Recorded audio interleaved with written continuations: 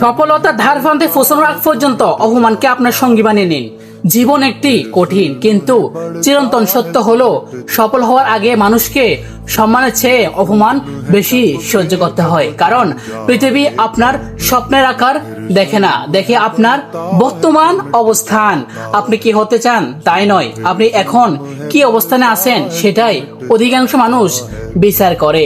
যখন আপনি বড় কোনো লক্ষ্য নিয়ে পথ চলা শুরু করবেন, তখন অনেকে আপনাকে নিরুৎসাহিত করবে। কেউ বলবে তোমাকে দিয়ে হবে না, কেউ আপনার চেষ্টা দেখে হাসবে, কেউ আপনার ব্যর্থতাকে গল্প বানিয়ে অন্যদের কাছে বলবে। আবার কেউ আপনার সামনে ভুলকে বড় করে দেখিয়ে আপনাকে ছোট করার চেষ্টা করবে। কিন্তু সত্য হলো, যে মানুষ অপমান সহ্য করতে জানে না, সে কখনো বড় সফলতার ভারও বহন করতে পারে না। ইতিহাসের দিকে তাকালে দেখা যায়, অধিকাংশ সফল মানুষে তাদের জীবনের কোনো না কোনো সময়ে উপহাস, অবহেলা এবং অপমানের শিকার হয়েছে। কিন্তু তারা মানুষের কথায় উত্তর দেয়নি কখনো। তারা উত্তর দিয়েছিল নিজেদের কাজ, ধৈর্য এবং অর্জনের মাধ্যমে।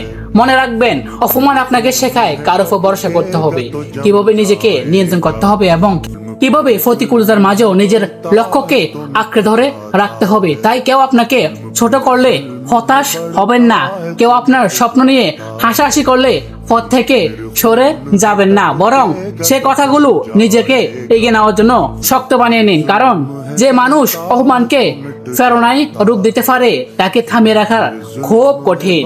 মনে রাখবেন, সফলতার আগে অপমান আসে, আর সফলতার পরে আসে সম্মান। যারা আজ আপনাকে নিয়ে হাসাহাসি করছে, তারা একদিন আপনার অর্জনের প্রশংসা করবে।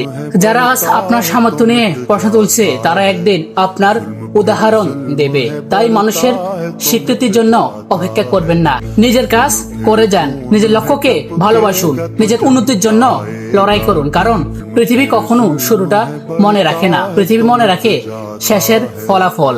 অপমানকে অভিশাপ মনে করবেন না, এটাকে সফলতার পথে একটি পরীক্ষা মনে করুন। ধৈর্য ধরুন, পরিশ্রম করুন, আল্লাহর উপর ভরসা রাখুন। দেখবেন একদিন আপনার সাফল্য হবে সেই সব অপমানের সবচেয়ে সুন্দর এবং সবচেয়ে শক্তিশালী জবাব।